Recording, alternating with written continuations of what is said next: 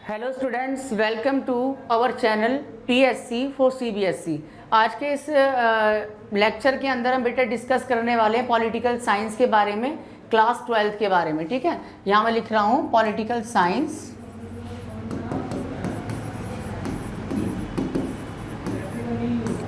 और क्लास है हमारी 12th। ठीक है, तो पॉलिटिकल साइंस क्लास 12th की आज हम अपनी शुरुआत कर रहे हैं अपने चैनल के ऊपर, पीएससी फॉर सीबीएसई के ऊपर।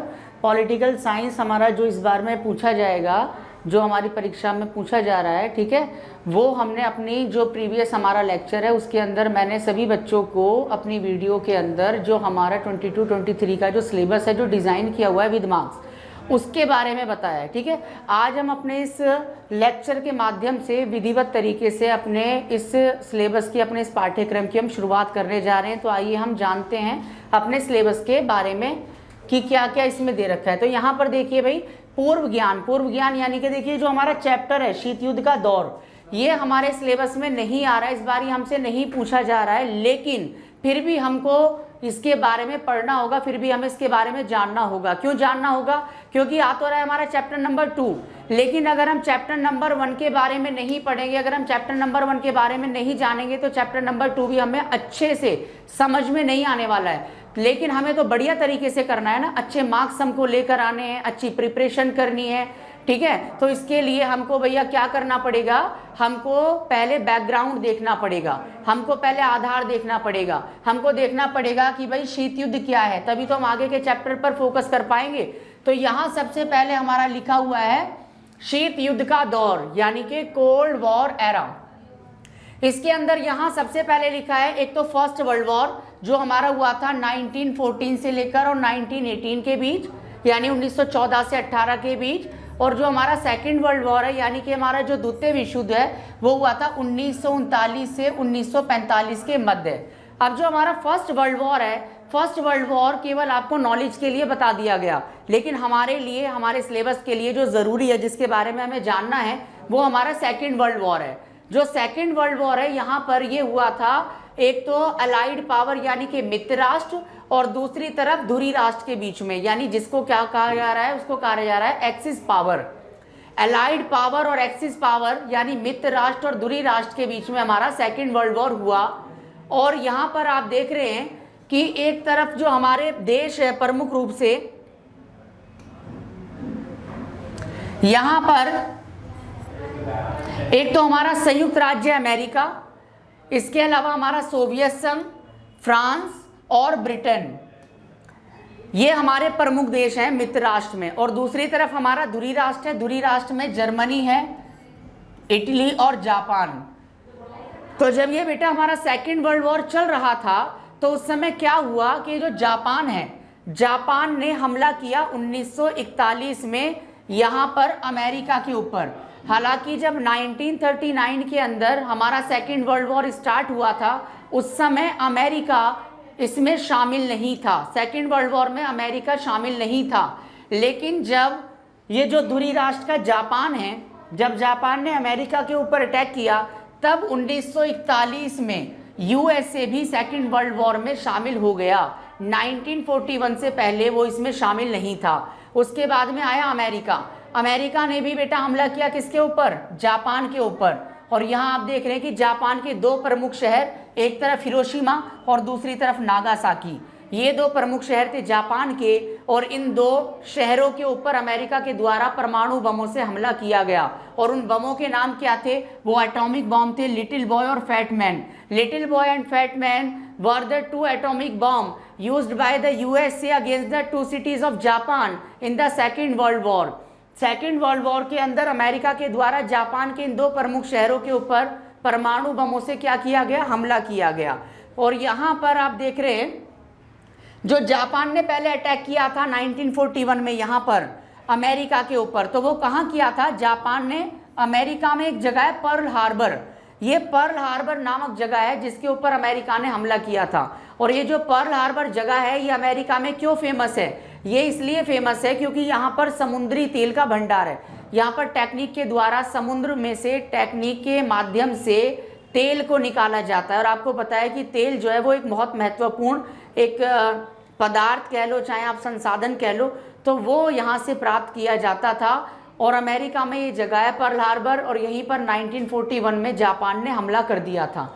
और उसके बाद में जब जापान ने अमेरिका पर हमला किया तो अमेरिका ने भी पलटवार किया, जवाबी कार्रवाई की, और जापान के जो 2 शहर हैं हिरोशिमा और नागासाकी, इनके ऊपर लिटिल बॉय और फैट मैन नाम के 2 परमाणु बमों से क्या कर दिया था, हमला कर दिया था।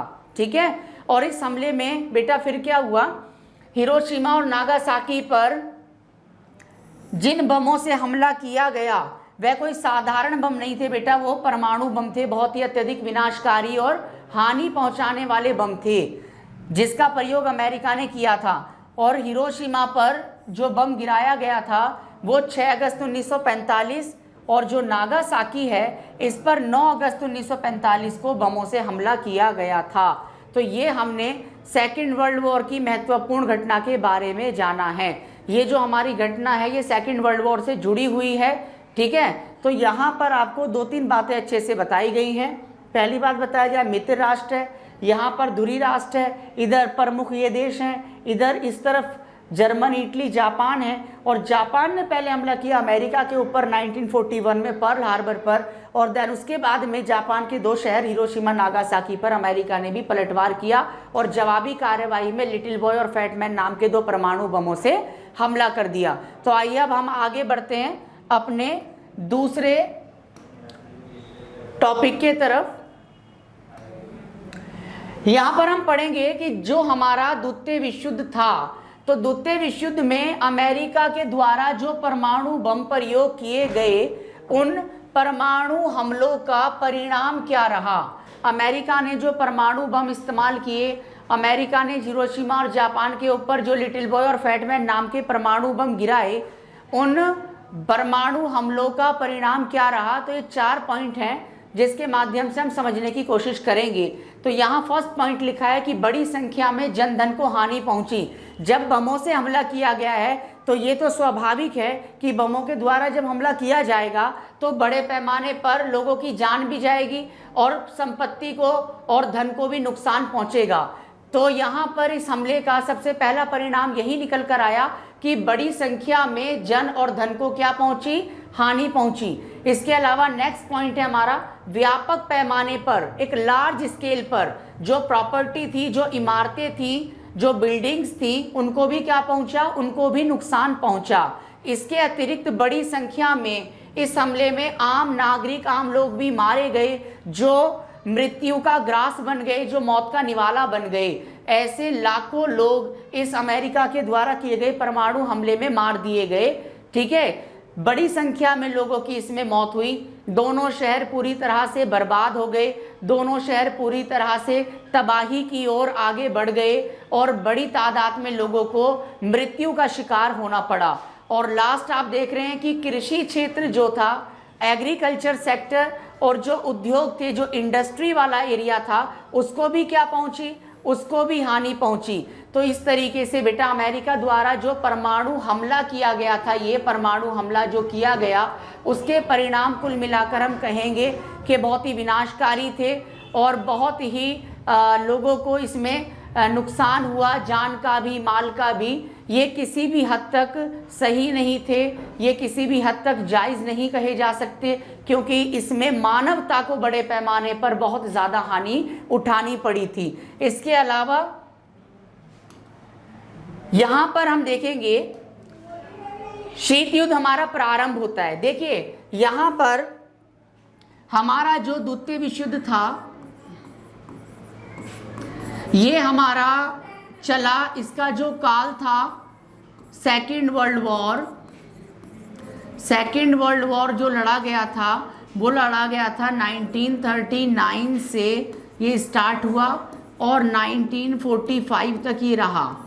इसके बाद में जैसे ही 1945 में ये परमाणु हमलों वाली घटना हुई, देन उसके बाद में क्या हुआ बेटा, जो धुरी राष्ट्र थे, क्योंकि सेकेंड वर्ल्ड वॉर किस किस के बीच में लड़ा गया था, एक तरफ तो मित्र राष्ट्र थे और दूसरी ओर आप देखोगे दूसरी ओर थे हमारे धुरी राष्ट्र। तो इस हमले के अंदर बेटा जो नुकसान हुआ वो पूरी तरह से किसका हुआ, जापान, जापान किससे जुड़ा हुआ था? धुरी राष्ट्र से। और जिसने ये परमाणु बम से हमला किया था वो था यूएसए, और यूएसए किसका भाग था? वो मित्र राष्ट्र का भाग था। और इस हमले का जो बाद में फिर परिणाम निकल कर आया वो ये निकल कर आया कि जो जापान था वो पूरी तरह से तबाही की ओर, तबाही के गर्त में चला गया था। और इसमें धुरी राष्ट्र, सेकेंड वर्ल्ड वॉर में धुरी राष्ट्र हार गया। और कौन जीत गया था? इसमें मित्र राष्ट्र जीत गया। अब जहां पर 1945 के अंदर द्वितीय विश्व युद्ध खत्म होता है, वहीं से एक नया युद्ध शुरू होता है, और वो युद्ध कोई और नहीं, वो ये है जो हमारे सामने बोर्ड पर लिखा है और जो हमारे सिलेबस में दिया हुआ है, शीत युद्ध। ठीक है, शीत युद्ध का प्रारंभ हुआ। जब शीत युद्ध की बात करेंगे तो शीत युद्ध काल देखिए कब से कब तक हमारा ये शीत युद्ध चला। ये हमारा चला था 1945 में स्टार्ट हुआ, जहां से सेकेंड वर्ल्ड वॉर खत्म होता है 1945 में। यहाँ से हमारा शीत युद्ध स्टार्ट होता है 1945, और ये कब तक रहता है? ये 1991 यानी 1991 तक ही रहता है। ठीक है, अब हम जानने की कोशिश करेंगे कि ये जो हमारा शीत युद्ध था, ये जो हमारा कोल्ड वॉर था, ये लिखा है कोल्ड वॉर। ठीक है, ये बेटा किस किस के बीच लड़ा गया? तो यहां देखेंगे कि जो शीत युद्ध था ये हमारा, आप देख रहे हैं, संयुक्त राज्य अमेरिका, और दूसरी तरफ है हमारा ये सोवियत संघ।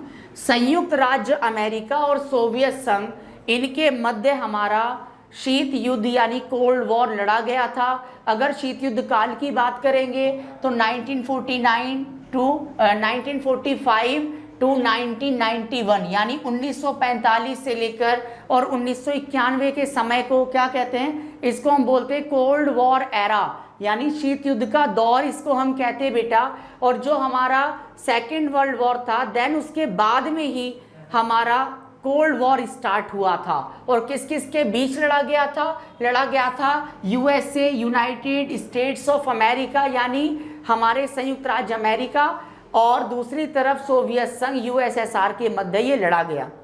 यहाँ देखिए शीत युद्ध जो लड़ा गया वो अमेरिका के और सोवियत संघ के बीच लड़ा गया, और इन दोनों की विचारधाराएं भी बिल्कुल अलग अलग थी। दोनों की विचारधाराएं एक दूसरे के विपरीत थी, और इन दो विपरीत विचारधाराओं के बीच में ही टकराव का परिणाम क्या था? इन दोनों के बीच टकराव का परिणाम ही शीत युद्ध था। अमेरिका की विचारधारा की बात करें तो अमेरिका की विचारधारा पूंजीवादी थी। सोवियत संघ की विचारधारा की बात करें तो सोवियत संघ की विचारधारा थी हमारी साम्यवादी। साम्यवादी विचारधारा थी सोवियत संघ की। अब हम बात करते हैं शीत युद्ध की परिभाषा। तो शीत युद्ध की परिभाषा देखते हैं बेटा, परस्पर दो महाशक्तियां। अब जब दो महाशक्तियों की बात आई तो एक महाशक्ति तो यूएसए और दूसरी महाशक्ति है यूएसएसआर। परस्पर दो महाशक्तियों के मध्य यानी इन दोनों के बीच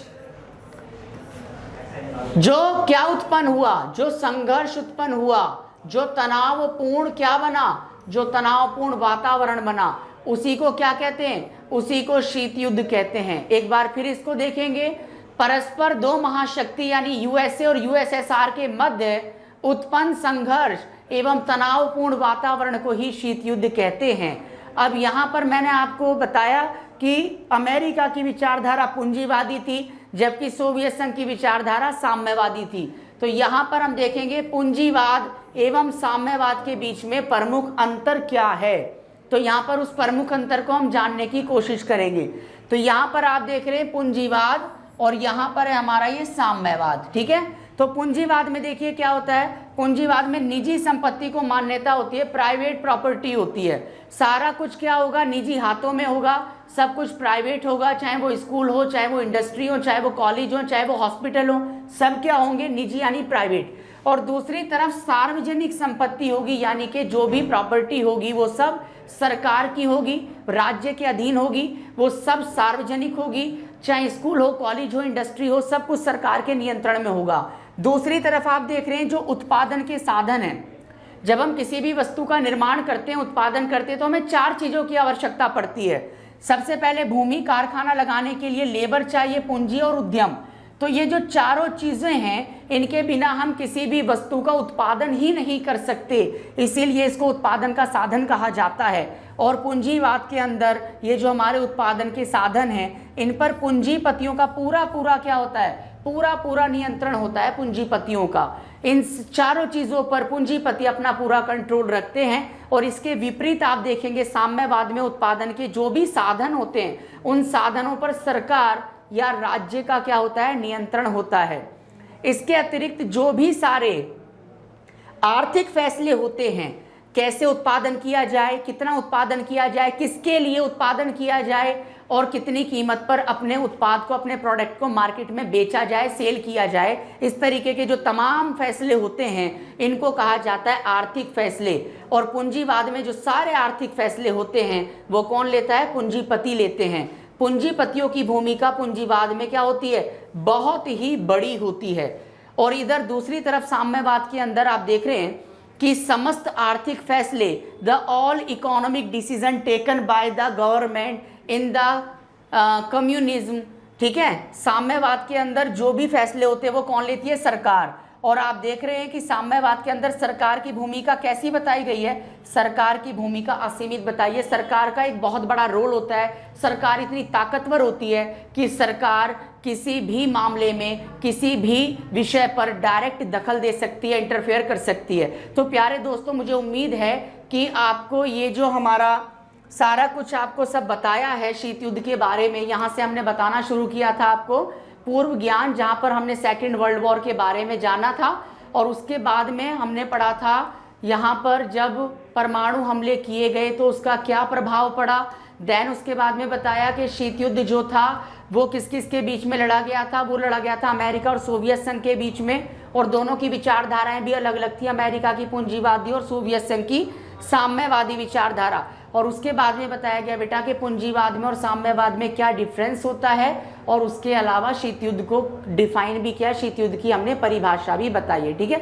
तो जो हमारे इस चैनल के साथ में बच्चे जुड़े हुए हैं उनका हमारे इस चैनल पर, जिसका नाम है PSC for CBSE, इसमें उन लोगों का तो स्वागत है ही, लेकिन जो अभी तक हमारे चैनल को जिन भी विद्यार्थियों ने, खास तौर से जो हमारे 12th क्लास के विद्यार्थी हैं और पॉलिटिकल साइंस में अच्छे नंबर वो लेकर आना चाहते हैं, या उनके कोई मित्र हैं या उनके कोई रिलेटिव हैं, तो वो उनको ज़रूर सजेस्ट करें। हमारा चैनल है PSC for CBSE, इसको आप ज़रूर सब्सक्राइब कर लें, लाइक करें, शेयर करें, कमेंट करें।